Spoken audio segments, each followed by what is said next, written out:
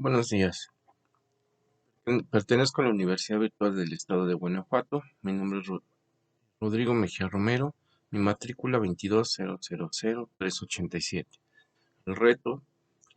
es la 2 de la jurisprudencia. Nombre del módulo: Juicio de Amparo 1. Licenciatura en Derecho. Nombre de la asesora: Sofía Pérez Fuentes Sacramento. Analizaremos tres estudios de casos que se presentan en la jurisprudencia. El primer caso es la tesis 1A, diagonal J, 102-2011.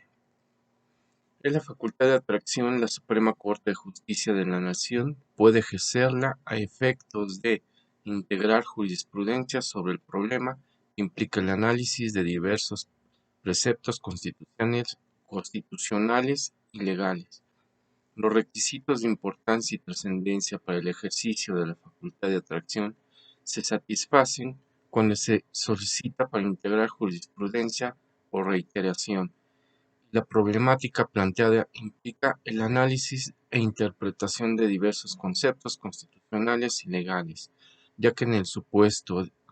dicho ejercicio extrañaría la fijación de un criterio jurídico trascendente para casos futuros. Lo anterior es así, pues en atención al principio de legalidad, la jurisprudencia debe formularse con un grado suficiente de determinación que permita saber la conducta ordenada o prohibida, así como la consecuencia de su inobservancia, ya que de otro modo el objeto de vincular a las autoridades en el cumplimiento de la ley sería inalcanzable, pues la garantía de certeza se, se fundamenta en el principio de legitimación democrática. Bien, aquí respecto al caso número 1, señala que todo método de integración, ya sea reiteración, contradicción de criterio o procedentes obligatorios, se utiliza para la creación de dicha jurisprudencia. En este caso, es por reiteración, según la Ley de Amparo Reglamentaria de los artículos 103 y 107 de la Constitución Política de los Estados Mexicanos. En el capítulo 3 de jurisprudencia por reiteración, en el artículo 223, nos indica: la jurisprudencia por reiteración se establece por los tribunales colegiados de circuito cuando sustenten por unanimidad un mismo criterio en 5 sentencias no interrumpidas por otra en contrario, las cuestiones de hecho o de derecho que no sean necesarias para justificar la decisión no serán obligatorias. En el caso número 2 de la tesis 1A, diagonal J78, diagonal 2018, 10A, nos dice: sistema de justicia penal acusatorio oral contra el auto que ordena la citación del investigado a la audiencia inicial es improcedente. El juicio de amparo indirecto, interrupción de la jurisprudencia 1A, diagonal J93-2013, 10A. La primera sala de la Suprema Corte de Justicia de la Nación, al resolver la contradicción de la tesis 97, diagonal 2013, de la cual derivó la jurisprudencia 1A, diagonal J93-2013, 10A, interpretó las legislaciones adjetivas penales del estado de Chihuahua y Durango y sustentó que la orden de citación al investigado a la audiencia de formulación de imputación con apercibimiento de aprehensión en caso de no comparecer transgrede el derecho a la libertad deambulatoria, pues coloca al individuo en una situación ineludible de obediencia ante un mando judicial, lo que se traduce en un acto de imposible reparación susceptible de ser impugnado a través del juicio de amparo indirecto. Ahora bien, de una nueva reflexión, esta primera sala estima necesario interrumpir este criterio jurisprudencial, porque la regulación de la citación a esa audiencia en la legislación local mencionada es semejante a la prevista en el artículo 141 del Código Nacional de Procedimientos Penales para la citación a la audiencia inicial, y de la lectura sistemática de la fracción 1 y 2 del artículo mencionado, se advierte que la citación de la persona investigada a la audiencia inicial, en la que, al tratarse de una simple comunicación del juez, a petición del Ministerio Público, en el sentido de que se requiere su presencia para el desarrollo de una audiencia en la que formalizará la investigación que se sigue en su contra y se formulará la imputación respectiva, audiencia en la que podrá o no ser vinculado al proceso y, en su caso, sometido a una medida cautelar. No obstante, a lo anterior, el hecho de que, conforme a la fracción 2 del precepto citado, en caso de no comparecer injustificadamente, pueda ordenarse su comparecencia forzada, pues ello es un acto futuro de realización incierta, al estar condicionado a que el citado no asista, sin justificación, y el representante social solicite que se ordene su comparecencia mediante la fuerza pública, por lo que es acto de comunicación como tal, no incide en la libertad personal del citado. De ahí que, contra el auto que ordena la citación del investigado a la audiencia inicial, es improcedente el juicio de amparo indirecto, pues se trata de un acto judicial fuera del juicio que no afecta la libertad personal del quejoso, conforme al artículo 107, fracción 4 de la Ley de Amparo.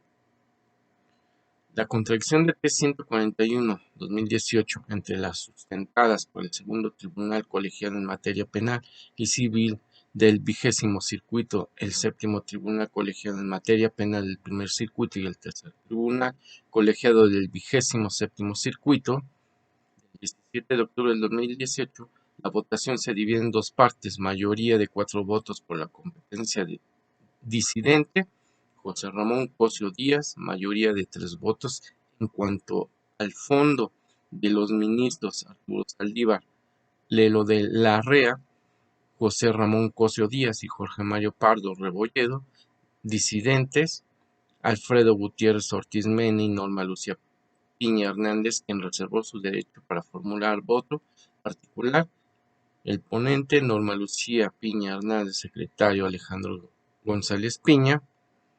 Tienen criterios contendientes. Bien, aquí, respecto al caso número 2, hay que identificar cuáles son los razonamientos para que la jurisprudencia 1A, diagonal J, 93, diagonal 2013, 10A, fuera sustituida por la jurisprudencia 1A, J, 78, diagonal 2018, 10A, emitida por la primera Sala de la Suprema Corte de Justicia de la Nación. La Ley de Amparo Reglamentaria de los artículos 103 y 107 de la Constitución Política de los Estados Mexicanos, en el capítulo 4 de la jurisprudencia por contradicción de criterios, en el artículo 225, dice: la jurisprudencia por contradicción se establece al dilucidar los criterios discrepantes sostenidos entre las salas de la Suprema Corte de Justicia de la Nación, entre los plenos regionales o entre los tribunales colegiados de circuito en los asuntos de su competencia. En el artículo 226, las contradicciones de criterios serán resueltas por el Pleno o las salas de la Suprema Corte de Justicia de la Nación, cuando deban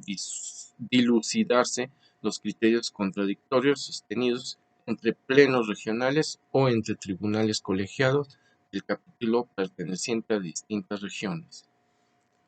En este caso entra el capítulo 5, que es la interrupción de la jurisprudencia, que dice en el artículo 228: los tribunales no estarán obligados a seguir sus propias jurisprudencias; sin embargo, para que se pueda apartarse de ellas, deberá proporcionar argumentos suficientes que justifiquen el cambio de criterio. En caso se interrumpirá la jurisprudencia y dejará de tener carácter obligatorio. Los tribunales de que se trata estarán vinculados por sus propias jurisprudencias en los términos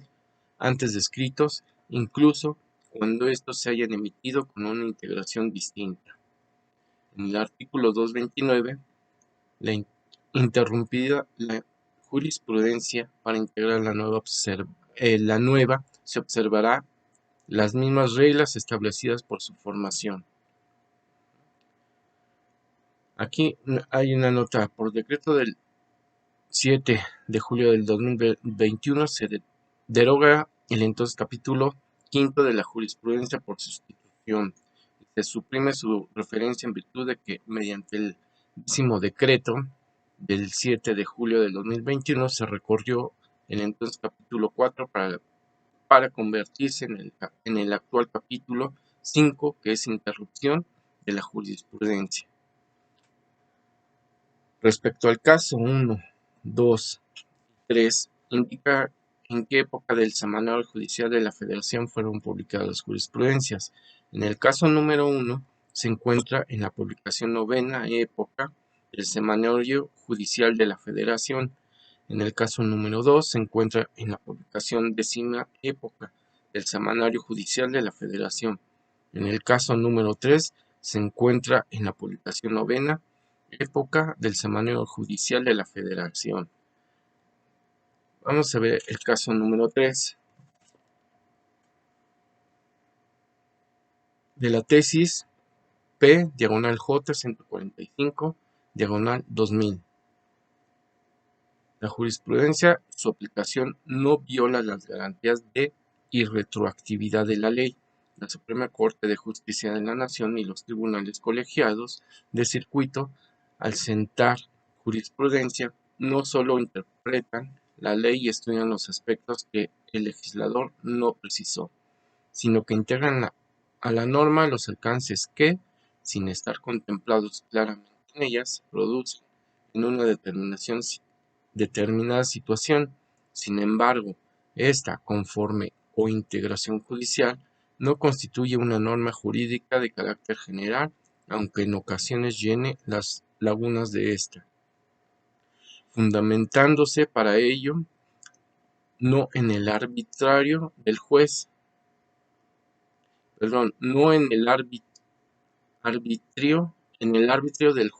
sino en el espíritu de otras disposiciones legales, que estructura comunidad, situación jurídica, creando en casos excepcionales normas jurídicas individualizadas de acuerdo a los principios generales del derecho, de conformidad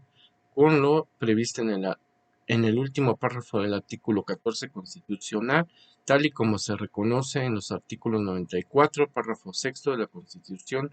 Federal, así como los numerales 192 y 197 de la Ley de Amparo, en los que se contempla la interpretación de las normas como materia de la jurisprudencia. Ahora bien, tomando en consideración que la jurisprudencia es la interpretación que los referidos tribunales hacen de la ley y que aquella no constituye una norma jurídica nueva, equiparable a la ley, ya que no cumple con las características de generalidad, obligatoriedad y abstracción, es inconcuso que al aplicarse no viole el principio de irretroactividad consagrada en el artículo 14 constitucional. En el caso número 3, para que la autoridad esté obligada, es obligatoria la aplicación de dicha jurisprudencia. De acuerdo al artículo 217 de la Ley de Amparo, nos indica que la jurisprudencia que establezca la Suprema Corte de Justicia de la Nación será obligatoria para todas las autoridades jurisdiccionales de la Federación y de las entidades federativas, con excepción de la Suprema Corte. En el párrafo 3 nos indica que la jurisprudencia que establezca los tribunales colegiados de circuito es obligatorio para todas las autoridades jurisdiccionales de la Federación y de las entidades federativas de circuito, con excepción de la Suprema Corte de Justicia de la Nación, los plenos regionales y los tribunales colegiados de circuito. En el caso número 1, se identifica que cumple con el requisito establecido en el artículo 223 de la Ley de Amparo respecto a los votos que deben emitirse para su aprobación. si se cumple con los requisitos de acuerdo a lo que establece este artículo con los votos que se requieren. En el capítulo 2 de la jurisprudencia por procedentes obligatorios nos dice que las razones que justifican las decisiones contenidas en la sentencia que dicte en la Sala Suprema de la Corte de Justicia de la Nación constituye procedentes obligatorios para todas las autoridades jurisdiccionales de la Federación y de las entidades federativas cuando sean tomadas por mayoría de 4 votos, la cuestión de hecho o de derecho que no sean necesarias para justificar la decisión no serán obligatorias. En conclusión, la importancia de la jurisprudencia es aplicar la forma correcta de las interpretaciones sobre la Constitución y los derechos fundamentales que tienen cada persona. También la jurisprudencia es muy útil para los vicios normativos y que haya un balance sobre nuestros derechos y la ley, que tengan más garantías y principios constitucionales cuando sea lo correcto. Gracias.